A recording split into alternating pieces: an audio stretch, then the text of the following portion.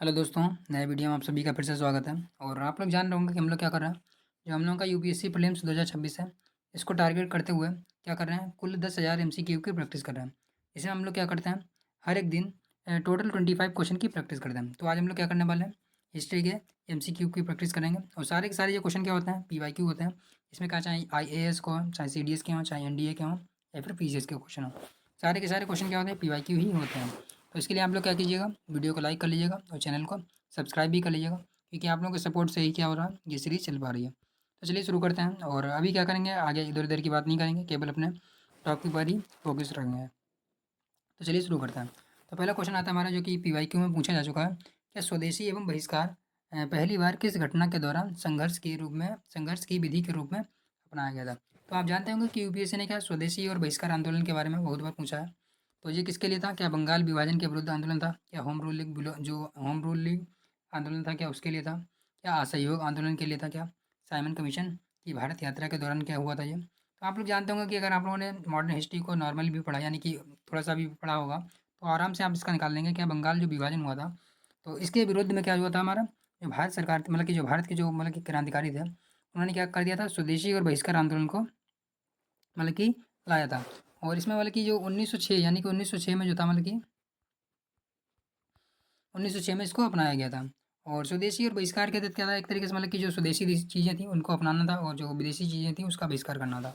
इस प्रकार से मतलब कि जो भारतीय जो नेता थे वो चाहते थे कि जो अंग्रेज़ की जो मतलब कि एक तरीके से रीढ़ को तोड़ देना एक तरीके से। चलिए अगला क्वेश्चन हमारा आता है। अगला क्वेश्चन भी आप देख रहे होंगे, थोड़ा सा ईजी ही है, बहुत ज़्यादा टफ नहीं है। क्या है, सत्यशोधक समाज की संगठित किसने किया। सत्यशोधक समाज जो है, सत्यशोधक समाज ने संगठित किया, क्या संगठित किया, बिहार में आदिवासियों के उन्नयन का एक आंदोलन किया था क्या, गुजरात में मंदिर प्रवेश आंदोलन किया था क्या, महाराष्ट्र में एक जाति विरोधी आंदोलन किया था क्या, पंजाब में एक किसान आंदोलन किया था क्या। तो आप लोग जानते होंगे कि सत्यशोधक समाज किसने मतलब कि गठित किया था, क्योंकि हमारे ज्योतिबा फुले हैं, उन्होंने बनाया था। और इनका मुख्य रूप से क्या था, मतलब कि जो जाति विरोधी आंदोलन थे उसका एक तरीके से विरोध करना, मतलब कि जो एक तरीके से जाति विरोधी जो आंदोलन थे उसका लाना, यानी कि जो भी जाति विरोधी होता था उसका विरोध करना।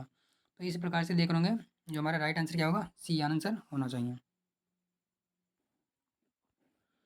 और एक तरीके से मतलब कि आंदोलन का एक तरीके से ऐसा रहता था कि मतलब कि ब्राह्मण विरोधी जो एक तरीके से होते थे, जो क्योंकि ब्राह्मण लोग उस समय क्या मतलब कि जातिवाद बहुत ही अधिक मनाते थे। तो मतलब कुल मिला के इनका जातिवाद का मतलब कि विरोध करना ही मेन उद्देश्य था। तो इस प्रकार से मतलब कि इस जो आंदोलन था, समाज क्या कहते हैं, सत्यशोधक समाज, वो किसने बनाया था, ज्योतिबा फुले ने बनाया था। कब बनाया था, 1800 ना 1873 में बनाया था। तो इस प्रकार से आप इतना बस याद रखें, आगे बढ़िए। चलिए आगे बढ़ते हैं। और भारतीय इतिहास के मध्यकाल में बंजारे सामान्यतः क्या थे। तो बंजारे क्या थे, इसके बारे में आपको बताना है। शायद ये क्वेश्चन पहले भी एक बार हो चुका होगा। तो बंजारे आप जानते होंगे, कृषक, क्या कृषक थे बंजारे, क्या बुनकर थे बंजारे, क्या या फिर योद्धा थे बंजारे, क्या या फिर व्यापारी थे। तो आप लोग जानते होंगे, अगर आपने पीवाईक्यू को देखा होगा, तो यानी कि जो व्यापारी वर्ग था वो किस में आता था, बंजारों में आता था। तो इस प्रकार से यानी कि जो बंजारे जो थे कौन थे, मतलब कि व्यापारी वर्ग थे। तो चलिए इसमें बस इतना ही रखते हैं, बाकी अगले क्वेश्चन को देख लेते हैं। अगला क्वेश्चन क्या है, सम्राट अशोक के राज्य देशों का सबसे पहले कूटी कूटी क्या कहते हैं, विकूटन यानी कि डिसाइफर किसने किया था। तो आप लोग जानते होंगे, जो कि अगर आप लोगों ने नॉर्मली लूसेंट भी पढ़ा है, तो लूसेंट में इसका आंसर भी दिया है, यानी कि लूसेंट में भी इसका आंसर दिया है। और देख रहे होंगे कि यूपीएससी जैसी बड़ी संस्थान ने भी इसको भी पूछा है। तो चलिए देखते हैं इसका क्या आंसर होना चाहिए। क्या जॉर्ज बुकर है, क्या मैक्स मुलर है, या फिर जेम्स प्रिंसेप है, या फिर विलियम जोन्स है। तो इसका राइट आंसर क्या होगा हमारा, जेम्स प्रिंसेप है। और ये क्वेश्चन भी हमारा एक बार हो चुका है, तो इसलिए इसको क्या है, ज़्यादा डिस्कस नहीं करेंगे। चलिए अगले क्वेश्चन को सॉल्व कर लेते हैं। तो और अगला क्वेश्चन हमारा क्या आता है, भारत के धार्मिक इतिहास के संदर्भ में निम्नलिखित कथनों पर विचार करना है, यानी कि जो भारत का धार्मिक इतिहास है इसके संदर्भ में आपको विचार करना है।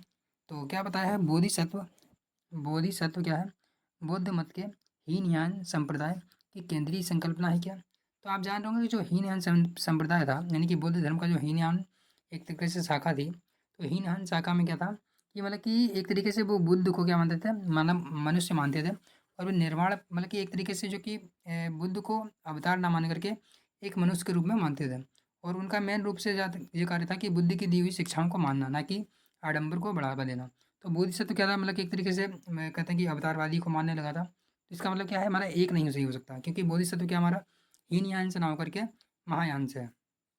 तो आप जानते हो कि हीनयान और महायान दो शाखाएं जो कि चतुर्थ बोधि संगीति में बनी थी। तो इस प्रकार से हमारा एक तो नहीं हो सकता, इस पर कन्फर्म हो गया। और बोधिसत्व अपने प्रबोधन के मार्ग को बढ़ाता हुआ करुणामय है। तो बिल्कुल सही बात है, इसमें क्या प्रबोधन को बढ़ाते हुए करुणा मार्ग है, यानी कि 2 तो हमारा बिल्कुल सही होगा, यानी कि 2 सही है, अभी 2 तो हमारे दोनों में है। उसके बाद बोधिसत्व समस्त सचेतन प्राणियों को उनके प्रबोध के मार्ग पर चलने में सहायता करने के लिए स्वयं के निर्वाण की प्राप्ति को निलंबित करता है। तो ये बात भी हमारी बिल्कुल सही है, यानी कि हमारा क्या इसका राइट आंसर होगा 2 और 3। और जैसे कि मैंने पहले ही बता दिया कि बौद्ध से जो है मान लो कि बौद्ध धर्म है, हमारे चतुर्थ बौद्ध संगीति में जो था, बौद्ध धर्म 2 शाखाओं में बढ़ गया, एक हीनयान और दूसरी महायान। तो जो महायान वाली थी वही क्या बोधिसत्व को मानती थी। अगला क्वेश्चन हमारा आ गया है कि मेंटेग्यू चेम्सफोर्ड सुधार, जिसे हम क्या कहते हैं 1919 में आया था। हम जानते होंगे मेंटेग्यू चेम्सफोर्ड क्या 1919 में आया था, और मार्ले मिंटो कब आया था 1909 में आया था। और तो इसमें पूछा गया जी किससे संबंधित था, क्या सामाजिक सुधार से संबंधित था, क्या शैक्षणिक सुधार से संबंधित था, या संवैधानिक सुधार से संबंधित था। इसका आंसर तो आप मतलब कि आराम से निकाल ही पाएंगे। जो हमारे मेंटेग्यू चेम्सफोर्ड सुधार था वो किससे था, संवैधानिक सुधारों से संबंधित मतलब कि सुधार आया था। और इसमें उस समय के मतलब कि जो गवर्नर जनरल थे, मतलब कि गवर्नर जनरल कौन थे, चेम्सफोर्ड थे, और मेंटेग्यू कौन थे, मेंटेग्यू उस समय के सचिव थे। तो इस प्रकार से मतलब कि आप इसीलिए इसका नाम क्या पड़ गया था, मतलब कि मेंटेग्यू चेम्सफोर्ड सुधार पड़ गया था। और इसने क्या किया था, मतलब एक तरीके से जो प्रांतीय विषय थे उसको क्या हस्तांतरित कर दिया था, और उसका जो आरक्षित विषयों को विभक्त कर दिया था। इस प्रकार से मतलब कि इसने कुछ मतलब कि बंटवारा किया था। तो इस प्रकार से आप इसका मतलब कि सॉल्व कर सकते हैं। तो चलिए अभी क्या कर लेते हैं, क्वेश्चन नंबर 7 में सॉल्व कर लेते हैं। और क्वेश्चन नंबर 7 में हमारा क्या है, क्योंकि मैं 7 में इसलिए बोल रहा हूँ क्योंकि यहाँ पे हमारा क्या है, ये क्वेश्चन जो हमारा है एक स्लाइड में ही है, और हमारी स्लाइड कौन सी चली है, स्लाइड चली है 8वीं। और एक स्लाइड जो थी मतलब कि एक तरीके से इंट्रो वाली थी, तो इसलिए यानी कि हमारा कौन सा जो क्वेश्चन है 7वां क्वेश्चन है। अगला कौन सा हमारा, केशव चंद्र सेन का संबंध उपयुक्त में से किससे मतलब कि किसकी या किनकी स्थापना से संबंधित है। तो केशव चंद्र सेन जो हम जानते होंगे, यानी कि इंडिया रिफॉर्म एसोसिएशन से जो संबंधित हैं, पर कलकत्ता यूनिटरी कमेटी से इनका संबंध नहीं है। इसका मतलब एक नहीं है, और 3 तो 100% है। तो एक को काट दीजिए और 3 को 100% सही कर लीजिए। तो 3 तो हमारा इन दोनों में आ गया। अभी देखते हैं टेवर्निकल ऑफ न्यू डिस्पर्शन, क्या जी हमारा केशव चंद्र सेन का है। तो बिल्कुल सही बात है, टेवर्निकल ऑफ न्यू डिस्पर्शन भी हमारा क्या है, केशव चंद्र सेन का है। तो इस प्रकार से हमारा राइट आंसर क्या हो जाएगा, यानी कि 2 और 3 सही हो जाते हैं, और बाकी के बच्चे को हमारे क्या गलत हो जाएंगे। इसका मतलब हमारा राइट आंसर क्या होगा, बी हो जाएगा। और इसी प्रकार से मैं आपको बताना चाहूँ जो कि हमारा क्या बताना था मुझे, टेवर्निकल ऑफ न्यू डिस्पर्सन जो कि मैं बता रहा था, ये किसका हमारा है, केशव चंद्र सेन का है। और इंडिया रिफॉर्म जो एसोसिएशन है, ये भी हमारा किसका है, केशव चंद्र सेन का ही है। और चलिए आगे अगला देख लेते हैं हम लोग। अगला क्वेश्चन हमारा क्या है,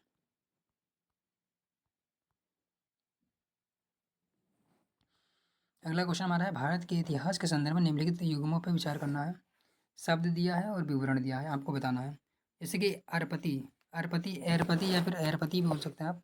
एरपति का संबंध क्या है, भूमि जिससे मिलने वाला राजस्व अलग से ग्राम जलाशय के रखरखाव के लिए निर्धारित किया जाता था, क्या सही है। तूनियार एक अकेले ब्राह्मण अथवा एक ब्राह्मण समूह को दिए दान दिए गए ग्राम। तो एक तरीके से तूनियार जो है मतलब कि एक तरीके से जो एक अकेले ब्राह्मण को नहीं दिया गया दान है, ब्राह्मण को दिया गया दान को ब्रह्मादय कहते थे, यानी कि एक तरीके से अग्रनोई के तरीके से नाम दिया जाता था। तो ये हमारे जो क्या कहते हैं कि एरपति वाला, यानी कि ये तो बिल्कुल सही है। क्या बोलते हैं ऐसा कि भूमि जिससे मिलने वाला राजस्व अलग से ग्राम जलाशय के रखरखाव के लिए निर्धारित किया जा सकता था। यानी कि एरपति को यूपीएससी के अलग से भी पूछ सकती है कि एरपति शब्द का संबंध किससे है, यानी कि इसका एक तो सही होगा ही। उसके बाद में हमारे जो तुनियार है, तुनियार क्या है, एक बड़े गाँव को तुनियार कहा जाता था, ना कि अकेले ब्राह्मण को। तो इस प्रकार से हमारा दूसरा गलत हो जाता है। और घटिका तो आप जानते होंगे प्राय मंदिरों के प्रयोग से संबंधित, मतलब कि एक तरीके से प्राय मंदिरों के साथ संबंधित विद्यालयों को क्या कहते थे, घटिका कहते थे। तो इस प्रकार से इसका राइट आंसर क्या होगा हमारा 1 एंड 3 सही होगा। चलिए अगले क्वेश्चन को सॉल्व कर लेते हैं। और अगला क्वेश्चन क्या हमारा है, मध्यकालीन भारत। यहाँ से क्या होता है, अक्सर मतलब कि मध्यकालीन भारत से अक्सर क्या पूछता है, मतलब कि शब्दावली से संबंधित ही क्वेश्चन को पूछे जाते हैं। जैसे कि मध्यकालीन भारत के आर्थिक इतिहास के संदर्भ में आपको क्या बताना है, अर्घट्टा, अर्घट्टा क्या है। तो अर्घट्टा किसको निरूपित करता है ये बताना है आपको। क्या बंधुआ मजदूरों को निरूपित करता है, क्या सैन्य अधिकारियों के लिए दी गई भूमि के अनुदान को निरूपित करता है, क्या भूमि की सिंचाई के लिए प्रयुक्त जलचक्र यानी कि वाटर व्हीलर को निरूपित करता है, क्या कृषि भूमि में बदली गई बंजर भूमि के लिए निरूपित करता है, क्या तो आपने अगर मध्यकालीन इतिहास के बारे में पढ़ा होगा, इसको क्या है, इसको भी लूसेंट में भी दिया हुआ है।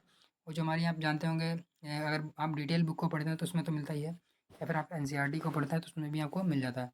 तो अरगट्टा क्या होता है हमारा, भूमि की सिंचाई के लिए अप्रयुक्त जल चक्रण यानी कि वाटर व्हील जो होता है उसके लिए इसको प्रयोग किया जाता है।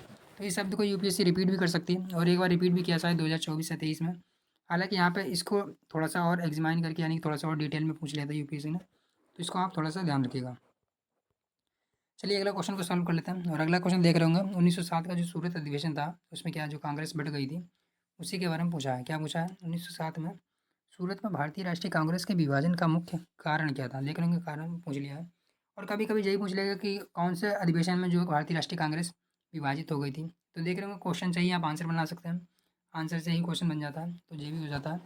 तो पहले तो आपको ये बताना चाहिए थी कांग्रेस कब विभाजित हुई थी। सूरत अधिवेशन 1907 में हुई थी।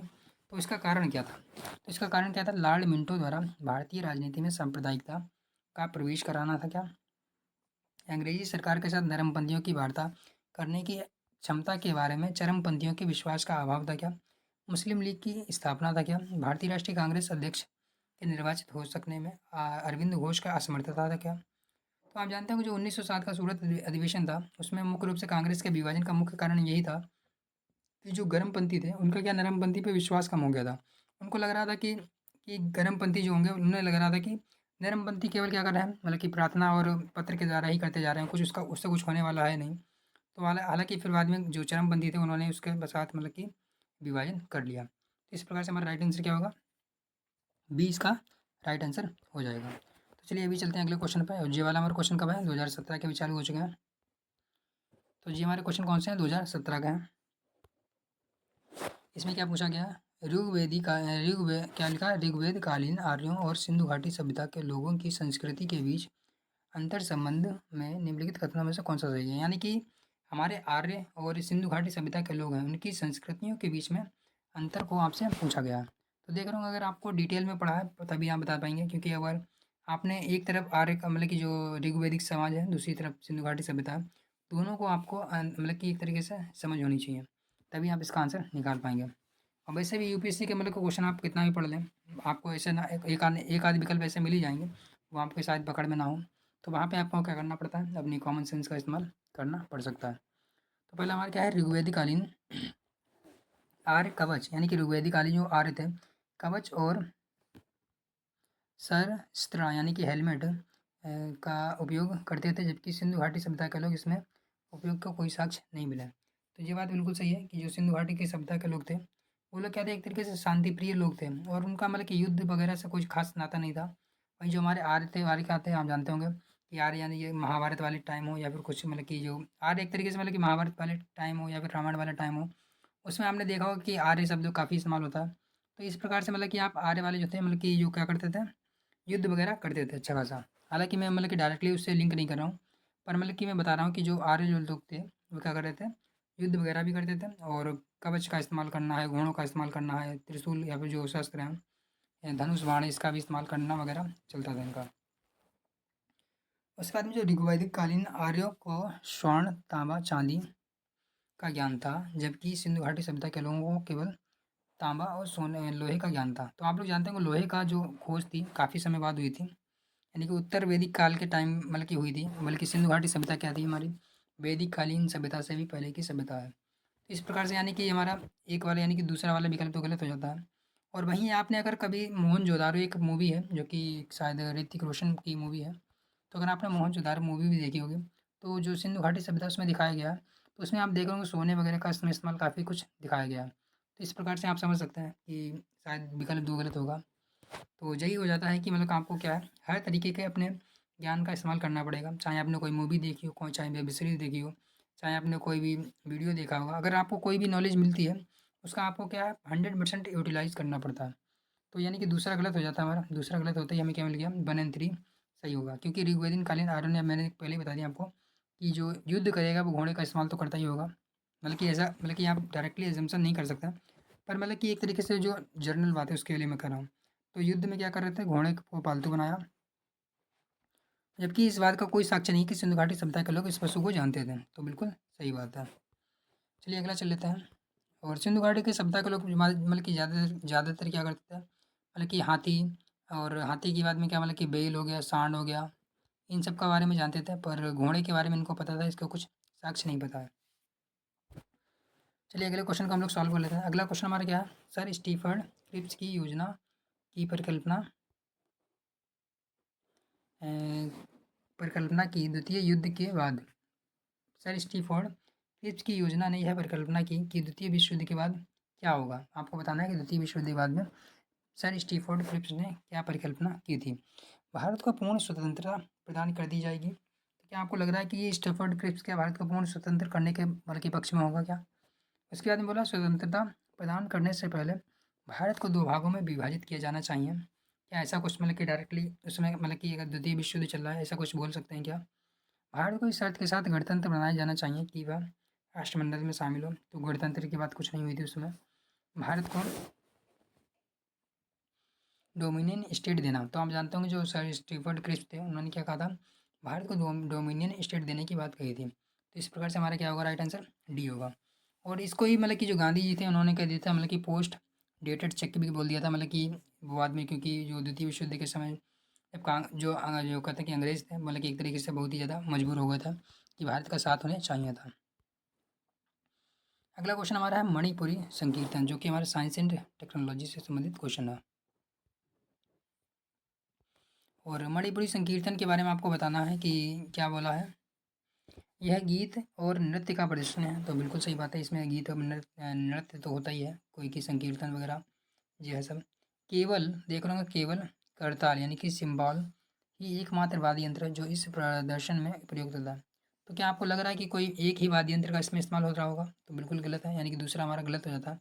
यहीं पे आपको अपने नॉलेज नहीं बल्कि कॉमन सेंस का इस्तेमाल करना पड़ता है, क्योंकि आप अगर अपना नॉलेज कितना भी पढ़ लें तो आपको इतना मतलब कि डिटेल में कहाँ तक पढ़ेंगे कि किसी भी विशेष राज्य के किसी विशेष कहते हैं कि संकीर्तन है या फिर कोई भी कहते हैं कि नृत्य या गीत है, उसमें कौन से कहते हैं कि वाद्य यंत्र का इस्तेमाल हो रहा है, कौन से वाद्य यंत्र का इस्तेमाल नहीं हो रहा है। तो यहाँ पे ही कॉमन सेंस का इस्तेमाल होता है। तो दूसरा वाला हमारा गलत हो जाता है।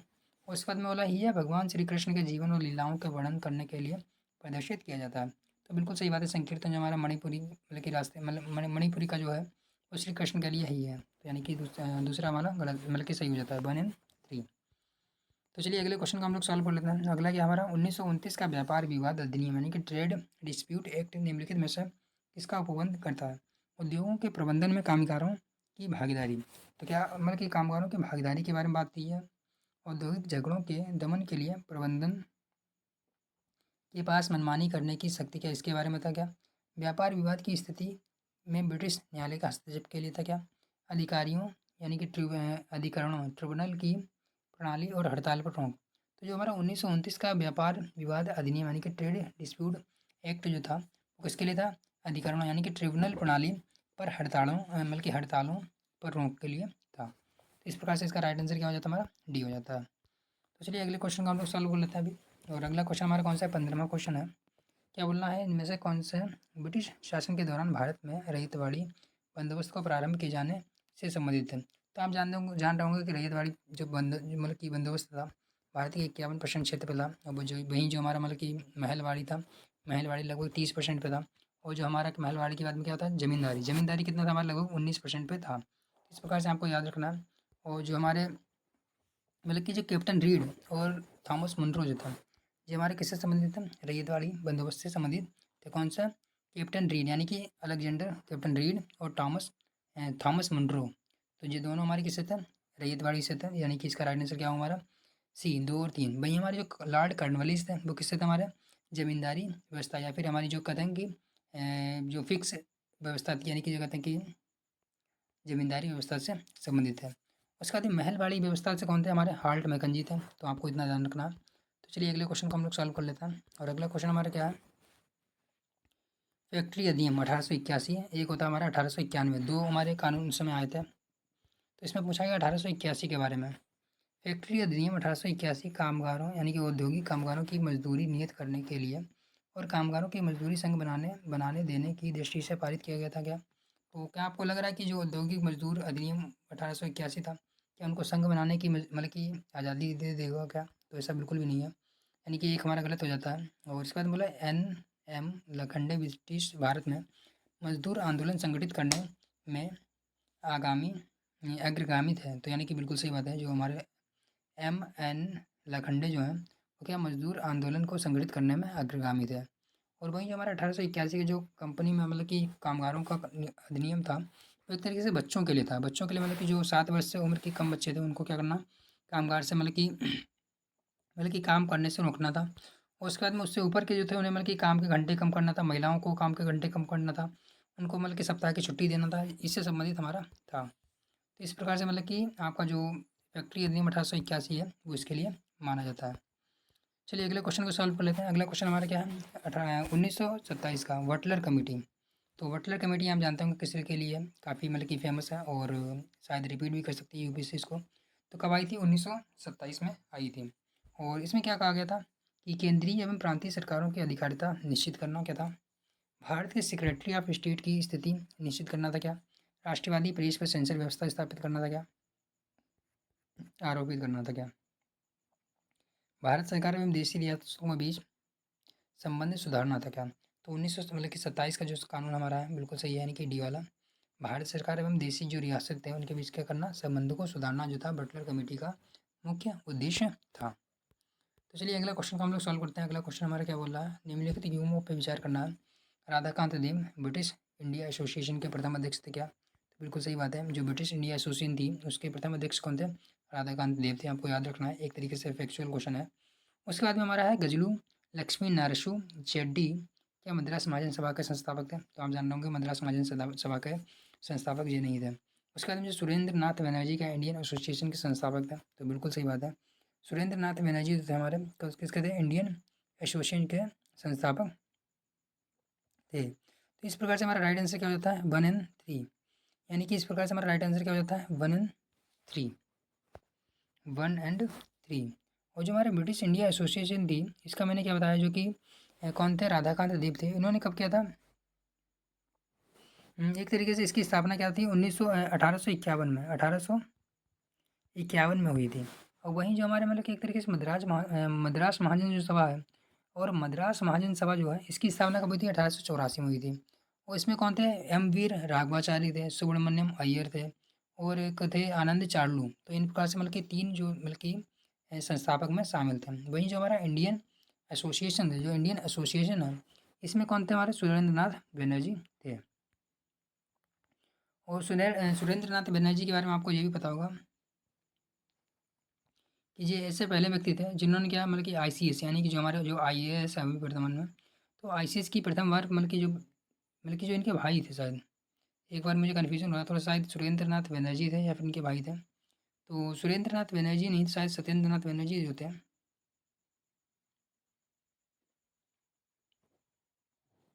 तो शायद सुरेंद्र नाथ बनर्जी ही थे। तो सुरेंद्र नाथ बनर्जी ने क्या किया था, जो प्रथम बार मतलब कि जो आईसीएस की परीक्षा थी इन्होंने ही उत्तीर्ण की थी। और जो बर्खास्त होने वाले भी शायद प्रथम ही थे, क्योंकि यहाँ पे थोड़ा सा कन्फ्यूजन था, उसको आप लोग एक बार देखना जरूरी। और उसके बाद में चलिए देख लेते हैं अगला क्या हमारा, भारत की धार्मिक इतिहास, यानी कि भारत को जो धार्मिक इतिहास था, भारत के जो धार्मिक इतिहास था के संदर्भ में आपको निम्नलिखित कथनों पर विचार करना है, जो कि हमारा क्वेश्चन नंबर 19वां है। क्या स्वैतांत्रिक और साम्यतिक जैन धर्म से संबंधित थे क्या। और उसके बाद में सर्वस्ववादियों ने मान्यता थी कि फेनोमिना की के अवयव पूर्णतः क्षणिक नहीं है, बल्कि अपितु अव्यक्त रूप से सदैव विद्यमान होते हैं। यानी कि स्वतांत्रिक और साम्यतिक एक तरीके से जैन धर्म के नहीं थे, किसके थे, हमारे बौद्ध धर्म के थे। तो यानी कि एक हमारा गलत हो जाता है। और सर्वस्ववादियों की मान्यता थी कि क्या कहते हैं कि फेनोमिना के अवयव पूर्णतः क्षणिक नहीं है, अभी तो क्या अव्यक्त रूप से सदैव विद्यमान रहते हैं। तो ये बात हमारी सही है, यानी कि हमारा किसका आंसर क्या होगा, हमारा केवल 2 विकल्प सही होगा। तो चलिए अगले क्वेश्चन को हम लोग सॉल्व कर लेते हैं। अगला क्या है, निम्नलिखित में से कौन सा काकतीय राज्य में अति महत्वपूर्ण समुद्री पत्तन था। तो जो काकतीय राजवंश था उसमें क्या काकीनाडा था क्या, मक्षीपट्टनम था क्या, नेल्लूर था क्या, मोटीपल्लू था क्या। तो इसमें कौन था हमारा, मोटीपल्लू जो था हमारा उस समय का अति महत्वपूर्ण समुद्री पत्तन था। चलिए अगले क्वेश्चन को सॉल्व करते हैं। अगला क्या हमारा, बोधिसत्व पदवाणी के चित्रण सर्वप्रथम एवं प्राय चित्रित चित्रकारी है जो कि अजंता में है, बादामी में, एलोरा में या बाघ में। तो आप जानते होंगे अजंता में बोधिसत्व की पद्मपाणि के चित्रण है। और वहीं जो हमारे मतलब कि अलग अलग हैं, तो उसके बारे में थोड़ा सा अगर डिटेल में जाएंगे तो फिर टाइम लग जाएगा। अगर आप लोग चाहें तो इसके बारे में डिटेल में भी जा सकते हैं, ऐसा कुछ नहीं है। तो इसके लिए थोड़ा सा टाइम देखना पड़ेगा आपको। तो अजंता एक तरीके से मतलब कि जो हमारी बाघेरी नदी है उसके पास में मतलब कि पड़ती है। और इसमें क्या मतलब कि एक तरीके से मतलब बौद्ध जो धर्म है, बौद्ध धर्म से संबंधित सारी सारी गुफाएँ मतलब कि गुफाएँ हैं। जो एलोरा है वो क्या मतलब उसमें 31 लगभग गुफाएँ हैं और उसमें क्या बौद्ध, जैन और हिंदू तीनों के बारे में बताया गया है। और जो हमारी बाघ की गुफा है, बाघ की गुफा में कुल 9 गुफाएँ हैं। और ये मुख्य रूप से क्या हमारी जो है मतलब कि मध्य प्रदेश में बाघनी नदी के पास में है। और जो हमारी एलोरा की गुफा है बता ही दिया मैंने। बादामी की गुफा हमारी क्या है, और जो बादामी की गुफाएँ हमारी हैं, तो बादामी की गुफाओं के बारे में क्या जो एक तरीके से मतलब कि कर्नाटक वाले जो रीजन है वहाँ पे पड़ती हैं। वो जो एक तरीके से जैन धर्म से संबंधित हैं। तो इस प्रकार से आप मतलब कि ओवरव्यू देख सकते हैं इतना सा। और चलिए अगले क्वेश्चन को सॉल्व कर लेते हैं। अगला क्या, भारतीय इतिहास के संदर्भ में द्वैध शासन यानी कि डायरकी सिद्धांत किससे निर्दिष्ट करता है? क्या केंद्रीय विधानमंडल को 2 सदनों में विभाजित करता है क्या? 2 सरकारों अर्थात केंद्रीय एवं राज्य सरकारों को शुरू किए जाने से संबंधित है क्या? 2 शासक समुच्चय या आंदोलन में और दूसरे दिल्ली में होना था क्या? प्रांतों को प्रत्यायोजित विधायन को 2 प्रवर्गों में विभाजित था क्या? तो यानी कि इसका राइट आंसर क्या हमारा डी है, जो कि प्रांतों का प्रत्यायोजित विषय को 2 वर्गों में विभाजित करना था। अगला क्वेश्चन हमारा क्या है, सूर्य मंदिर के लिए कौन सा विख्यात है? क्या अरसापल्ली का मंदिर, क्या अमरकंटक का मंदिर, क्या अंकोरवाट का क्या अंकोलेश्वर का मंदिर? इनमें से कौन सा सूर्य मंदिर के लिए विख्यात है? तो इसलिए आप जानते होंगे कि जो क्या कहते हैं ओंकारेश्वर का मंदिर है कुछ का है शिव मंदिर है, ना कि कोई सूर्य मंदिर है। तो इसी प्रकार से अगर आपने तीसरा काट दिया तो आपके पास आंसर मिल चुका है, क्योंकि मैंने क्या बताया आपको, ओंकारेश्वर का मंदिर क्या हमारा शिव मंदिर है। और उसके बाद में जो हमारा कि अरसावल्ली यानी कि अरसावल्ली का जो मंदिर है वो हमारा क्या है, वो एक तरीके से सूर्य मंदिर है। तो इस प्रकार से हमारा राइट आंसर क्या हो जाता है, यानी कि केवल ये आंसर जो होगा बिल्कुल सही होगा। और भारत में कई सूर्य मंदिर हैं, जैसे कि मैं आपको बताना चाहूँ, जैसे कि कोणार्क का सूर्य मंदिर है वो भी हमारा सूर्य मंदिर है। मढ़ौरा का सूर्य मंदिर है, मार्तंडवर्मन जो बनाया है वो सूर्य मंदिर है। ग्वालियर का सूर्य मंदिर है, कटारा माल का सूर्य मंदिर है, या फिर सूर्य पहाड़ मंदिर है, सूर्य नारायण मंदिर है। ये सारे के सारे क्या हमारे सूर्य मंदिर हैं। और जो हमारा दूसरा और तीसरा क्या हो जाता है, हमारा गलत हो जाता है। चलिए अगले क्वेश्चन को सॉल्व कर लेते हैं। अगला क्या है, मेजनी गौरीवाल्ड क्या है, मेजनी गौरीवाल्डी शिवाजी तथा श्री कृष्ण की जीवनी लिखी हुई अमेरिका के कुछ समय तक के लिए रहे और उसके बाद में केंद्रीय सभा के सदस्य भी रहे। कौन थे? क्या बिपिन चंद्र पाल थे, मोतीलाल नेहरू थे, क्या अरविंदो घोष थे, लाला लाजपत राय थे क्या? तो इसका मतलब राइट आंसर क्या हमारा लाला लाजपत राय थे। तो आपको याद रखना है मेजनी गौरीवाल्ड शिवाजी श्री कृष्ण, ये सारी सारी रचनाएं किसकी हैं, लाला लाजपत राय की है। चलिए आज का लास्ट क्वेश्चन होगा हमारा 25 नंबर होगा क्वेश्चन। और इसमें पूछा गया निम्नलिखित युग्मों पर विचार करना है और कौन सा सही सम्मिलित है। क्या चापचार कुट त्योहार कहाँ का है, मिजोरम का है क्या? बिल्कुल सही बात है। और खांग जाम पूर्वा गीत नृत्य क्या हमारा मणिपुर का, ये भी हमारा सही है। और थांगटा ये क्या हमारा सिक्किम का है क्या? ये भी गलत है। थांगटा भी हमारा मणिपुर का ही है। तो इस प्रकार से इसका राइट आंसर क्या होगा हमारा 1 और 2 बिल्कुल सही होगा। तो आप लोगों ने आज का क्या लास्ट क्वेश्चन यही था हमारा। और आप लोगों ने अगर यहाँ तक वीडियो देख लिया तो बहुत बहुत धन्यवाद। बाकी वीडियो को लाइक कर लीजिएगा और चैनल को सब्सक्राइब भी कर लीजिएगा। तो चलिए मिलते हैं नेक्स्ट वीडियो में।